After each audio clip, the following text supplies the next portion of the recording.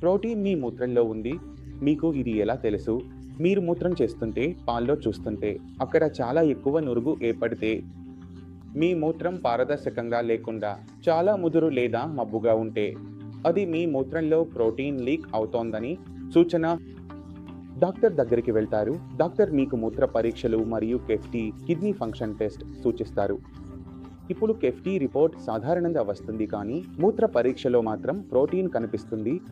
మీరు ఈ ప్రోటీన్ను పట్టించుకోకుండా వదిలేస్తే క్రమంగా ఏమవుతుందంటే కిడ్నీ నెమ్మదిగా దెబ్బతినడం మొదలవుతుంది. కిడ్నీ ఇప్పటికే దెబ్బతిన్నట్టు తెలుస్తుంది, ఎందుకంటే మన కిడ్నీ ఫెయిల్యూర్ స్టేజ్ 1లో మన మూత్రంలో ప్రోటీన్ కనిపిస్తుంది, కానీ మన క్రియాటినిన్ విలువలు మాత్రం సాధారణంగానే ఉంటాయి.